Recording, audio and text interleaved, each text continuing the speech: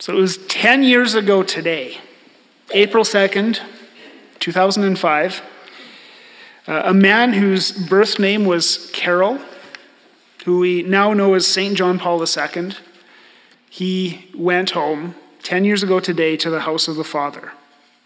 And amazingly, in this country, our parliament has actually proclaimed April 2nd, Pope John Paul II Day. It's amazing. Now, what he did as our Holy Father for all those years, it's quite legendary. You all know the stories, how he was one of the major reasons why the Soviet Union, Soviet communism crumbled. He started World Youth Days, affected the lives of millions of people, including my own, in 2002 in Toronto. He could write and teach with remarkable clarity, had a brilliant mind, developed the theology of the body, and among other things. He reformed seminaries, which, that doesn't affect you as much as it affected me, but it affected me a great deal. He started world meetings of families. There's another one happening this year in September in Philadelphia, on and on and on and on, all the different things that Pope John Paul II did. Well, how on earth was this guy able to do all that he did? I mean, where did he get the strength? Even and especially as Parkinson's disease was taking hold of his body in his later years. I mean, at the end of the day, Pope John Paul II was a guy. He was a human being, not really any different from you or me.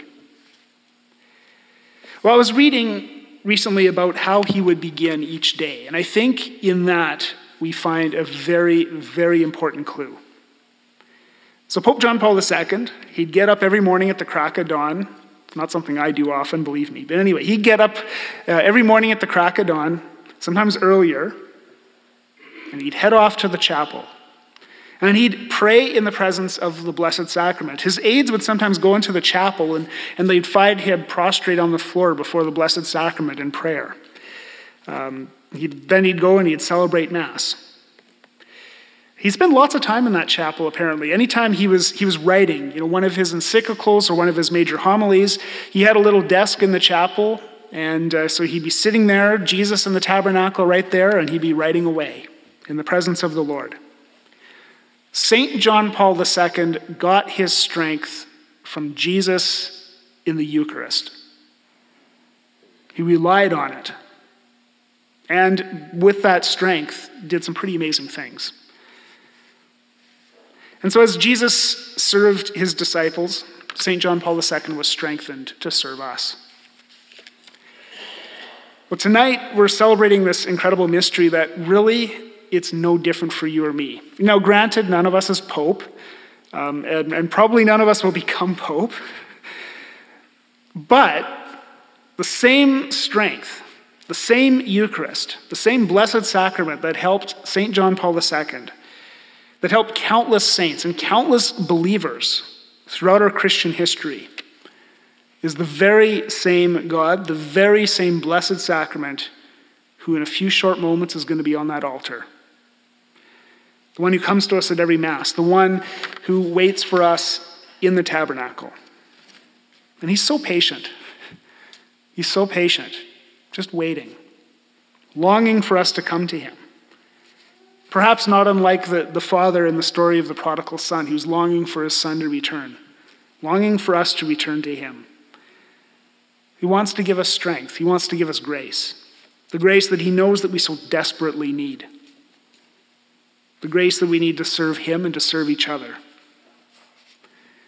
And so he gives us this amazing gift where his death and his resurrection are available to us, even now, nearly 2,000 years later. The one death, the one resurrection, available to us to contemplate, to worship, to revere, to receive strength from. It's also not a fluke that on this day as we celebrate the very first Mass, the Gospel actually tells the story of Jesus washing feet. A story from the same meal, but from a different part of the meal.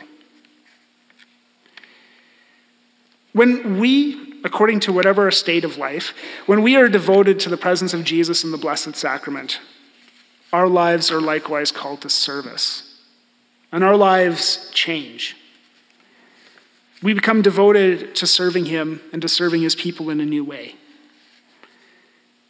Perhaps it's like the three kings. Let's go back to Christmas for a second, to the Epiphany. The three kings, they went and they encountered Jesus, and then they returned home by a different road. So also for us, when we encounter our Lord, who again will be here on this altar in a few short minutes, we cannot return without being changed. Changed at some deep level. We are changed by Jesus in the Eucharist. By his help, we become more and more able to serve, as he has commanded us to serve. So if we want our world to change, if we want our families to change and to grow, if we want our hearts to change, then we need to come to Jesus in the Blessed Sacrament a lot. We need to come to him a lot. Jesus present in the Blessed Sacrament on the night before he died. Jesus present in the Blessed Sacrament here on this altar. The same Jesus who washed the feet of his disciples all those years ago. The same Jesus who poured out his life on the cross. It's the same Jesus who's here and who desires to change our own lives. So this evening, it's a very special Mass that we have here. And as I mentioned at the beginning, the Mass actually doesn't really end tonight. We depart in silence, and that's intentional. Because it gives us a great opportunity to go into the garden with our Lord, as he is placed into the side tabernacle. To go into the garden with our Lord, to spend some time in prayer with him, to talk to him, to ask him to fill our lives with his grace and with his strength, as St. John Paul II did so many times. To ask him to make us more and more who we should be. Because the secret tonight, Jesus wants to serve you. As he served all of his disciples all those years ago, he wants to serve you and me. We just simply need to be in his presence. And then by allowing him to serve us in his Eucharist, we are empowered to serve him in his people.